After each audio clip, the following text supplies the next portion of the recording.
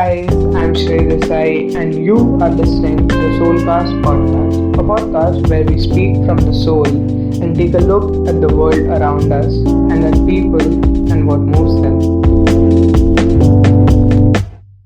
Hey guys, in today's episode, we will be looking at how to level up your food game. So, this podcast will be mainly about cooking, food, and food related question and answers that you guys have asked me. Let's get into it. How do we cook better? Like, how do we cook at a next level, take our food to the next level? We don't have fancy equipment, we don't have shit. Guess what? Neither do I at home. I do not have like really fancy equipments or anything. I literally use all the utensils and everything that my mom has been using since I was a kid, and you can still cook with that. So let's get into it. Step one, you guys need to change your perspective about cooking. Okay, like just change the whole thing. Start new, start on a fresh page. Understand that cooking is an art, it's a process, it's gonna take time, it's gonna take patience, it's gonna take trust in yourself, it's gonna take love for yourself and love for the food, and it's gonna take time for you to learn. You should allow yourselves to make mistakes. It's completely fine. It's okay. Don't be afraid to mess up. I've messed up plenty of times. Like countless times I've messed up so much that it was inedible and I had to throw it away. But you need to learn from those mistakes and never make them again. And you need to like if you make mistakes, you're progressing, you're definitely becoming better because you learn from those mistakes. So allow yourselves to make mistakes. Start out really simple. Start with simple, easy recipes. Maybe cook with your mom in the kitchen. Just learn from her. Moms are amazing cooks. I can't stress this enough. Moms are amazing cooks. Just learn from her. Learn easy recipes from her. You're gonna get better in the kitchen. Hands off. Don't rely on your equipment so much that you can't function without them. Okay, work around. Don't focus only on equipment. So many people just say we don't have this equipment. Don't rely only on your equipment. A good chef always focuses on the final dish and how he can work around the equipment he doesn't have to achieve the product. I know like some equipment you can't work around, but there are tricks and tips that you can use. Like if you don't have a blender, just cook the curry in a different way.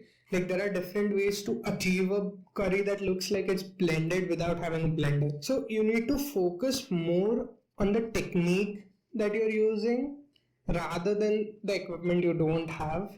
Focus on the technique. Understand the people, understand yourself, and understand the cuisine. Most important, understand where the dish comes from. Maybe research into the recipe and the people and the country, geography, climate, and you're gonna understand the food on a whole different level. Step 2, find good recipes.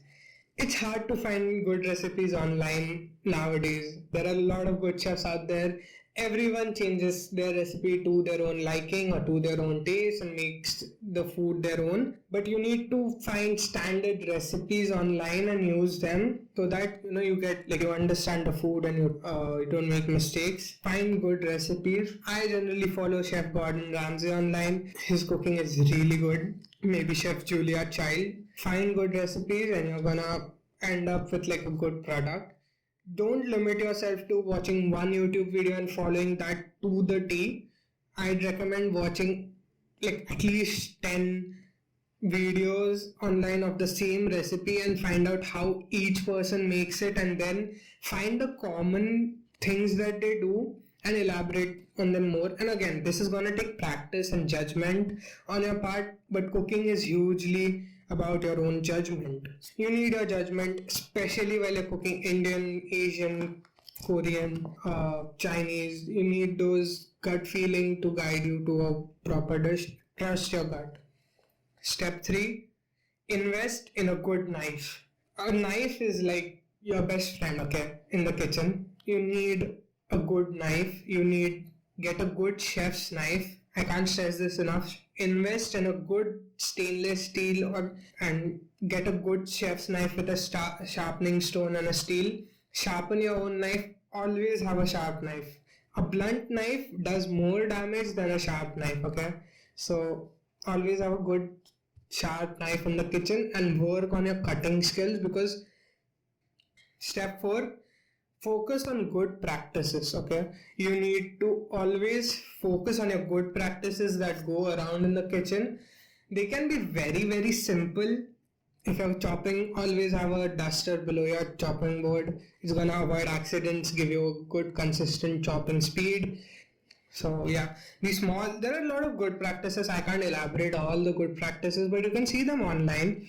Maybe have a waste bowl in your kitchen so that you can chop and put the waste. It's gonna make you more efficient and increase your cooking game. So that takes us to the step number 5. Most important, always keep your counter clean. If you have watched Ratatouille, I know you have nightmares about Colette screaming at Linguini and saying, always keep your counter clean. You think cooking is a cute job, eh? Like mommy in the kitchen? Well, mommy never had to face the dinner rush with the orders come flooding in and every dish is different and none are simple and all of the different cooking times, but must arrive on the customer's table at exactly the same time, hot and perfect. Every second counts and you cannot be mommy! Rush comes, what will happen? Messy station, slow things down. Food doesn't go, orders pile up, disaster. I'll make this easy to remember. Keep your station clear or I will kill you! Yeah, so that's enough elaboration for that.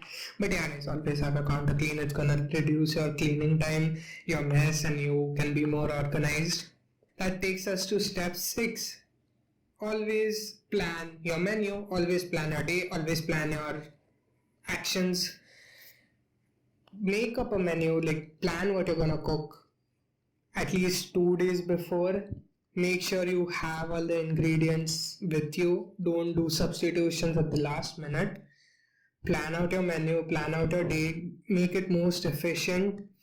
So I like to make South Indian breakfast at home sometimes, so I always plan it out 2 days before. You have to soak the rice, soak the urad dal, you have to make your sambar, so you have to get started on the sambar first, keep it ready, make the chutneys, keep it in the fridge.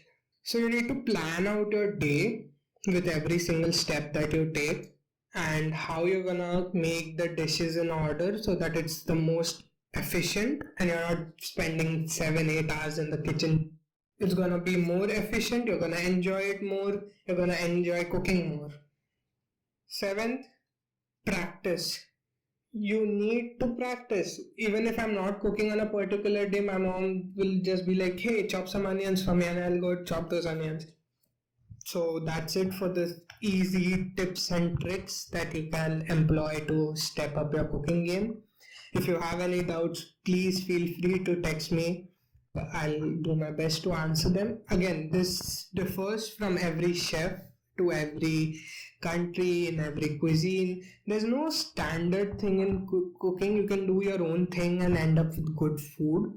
Just remember to don't go overboard with something. Don't blindly follow trends like making Oreo Maggie. Don't do that. Please, just follow your common sense. End up making good food, enjoy food, love food, and just spread positivity around with your food. Let's do some Q&A that I have. Do you cook Sattvic food?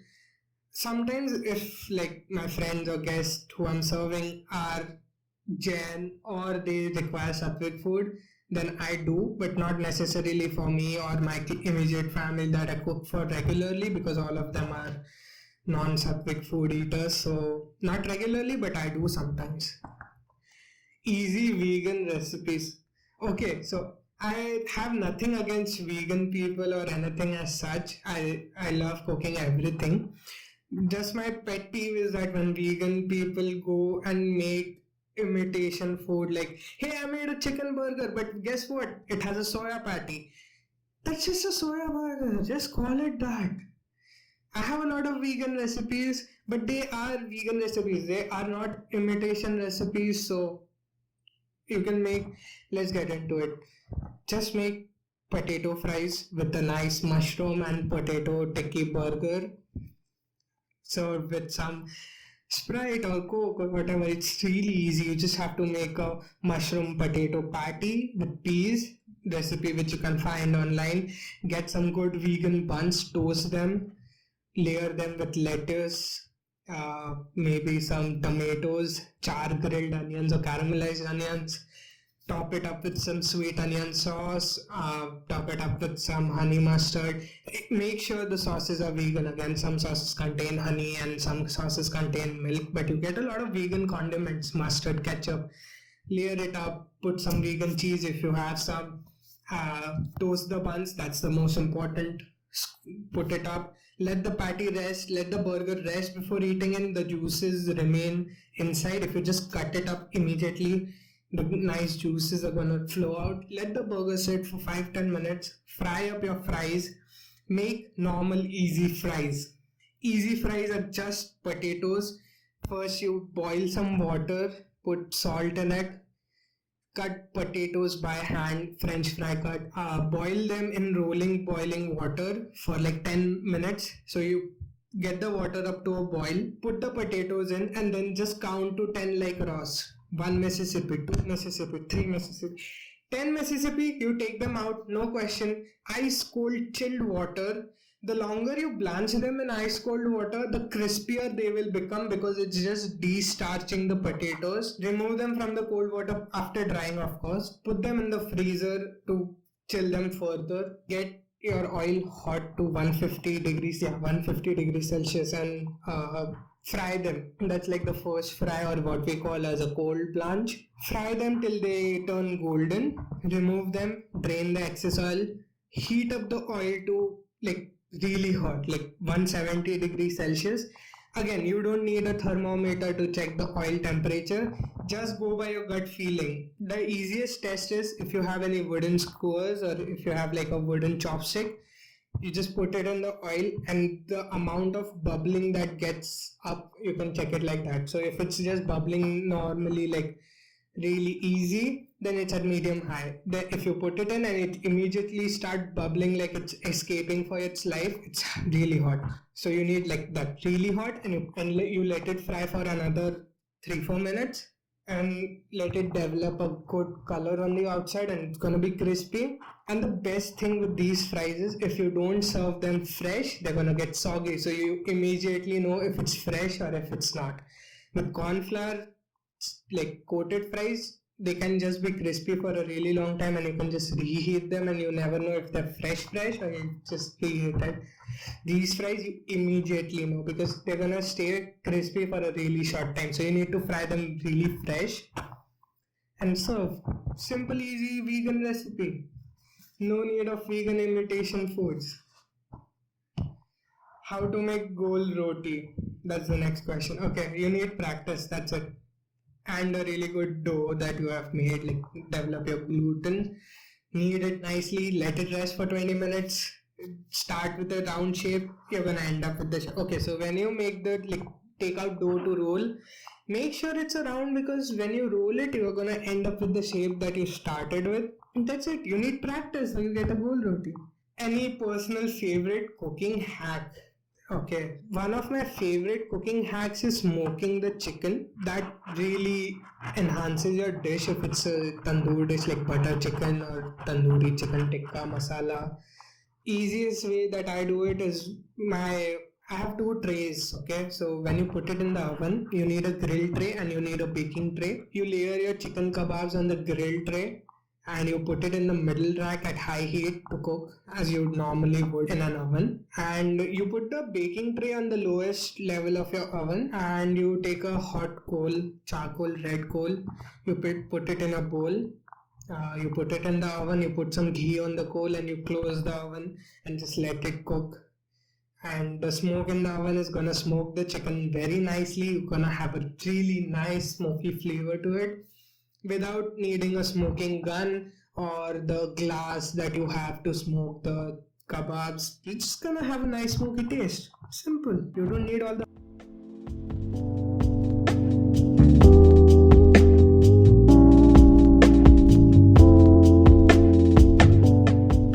guys. So that was it for this episode of Soulcast. If you have any recommendations or suggestions for us, do let us know.